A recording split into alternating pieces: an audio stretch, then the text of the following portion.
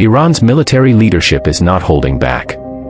The commander of the Islamic Republic of Iran Army, Amir Hatami, delivered a stark and chilling warning to the United States and Israel. Hatami's statement comes as speculation grows that Iranian and American delegations could meet in Islamabad for possible peace talks, despite Tehran's continued refusal to engage directly. In a post on X, Hatami warned that Iran would make what he called the criminal aggressor feel deep remorse. He declared, "We are all Iranians and supporters of the Islamic Revolution." He added that with the ironclad unity of the Iranian people and obedience to the country's leadership, Iran would ensure that any aggressor regrets its actions. Hatami also shared a slogan meant to project strength and national unity. One God, one nation, one leader, one path. But Hatami is not the only voice raising the alarm. Senior Iranian officials and top military commanders have flooded social media in a coordinated show of unity and defiance. The message from Tehran is unmistakable: any aggression against Iran will carry consequences. Meanwhile, Iran's Foreign Minister Abbas Araghchi has arrived in Islamabad with a delegation as Pakistan attempts to revive talks between Washington and Tehran. Araghchi was received at the airport by Pakistan's Army Chief Asim Munir, Interior Minister Mohsin Naqvi, and Foreign Minister Ishaq Dar. However, a senior Iranian official has confirmed that there will be no direct negotiations between the United States and Iran at this stage. Instead, Pakistan will relay Tehran's concerns and positions to Washington through indirect diplomatic channels. Iran's foreign ministry spokesperson Esmail Baghi said Araghchi will hold meetings with senior Pakistani officials as part of Islamabad's mediation efforts. The goal, he said, is to end what Iran describes as an American-imposed war of aggression and restore stability in the region.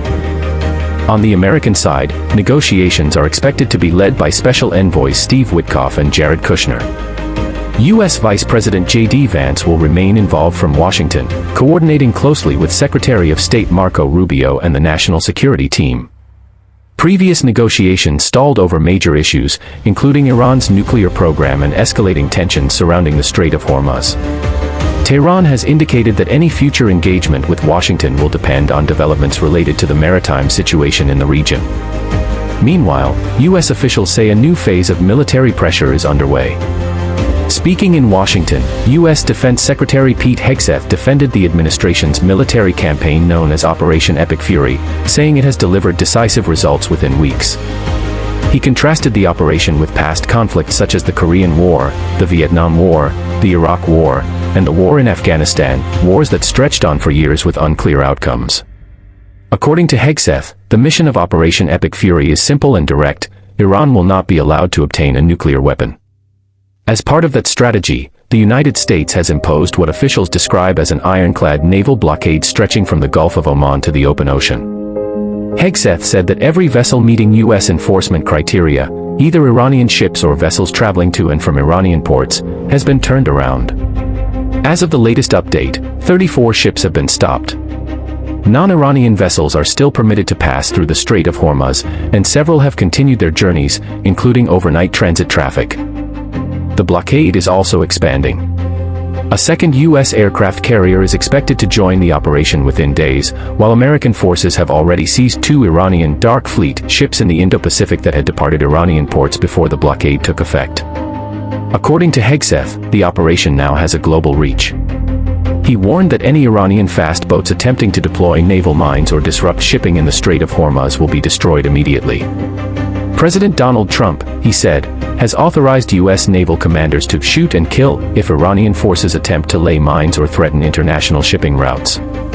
Hegseth argued that Iran's naval capabilities have been severely weakened, claiming much of its fleet lies at the bottom of the Persian Gulf. Despite the mounting pressure, he said the United States is still leaving the door open for diplomacy.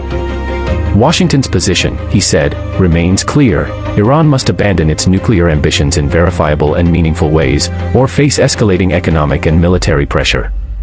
According to Hegseth, the choice now lies with Tehran: negotiate a deal, or watch its economic situation deteriorate under continued sanctions and blockade. Either way, he concluded, the United States is prepared for whatever comes next.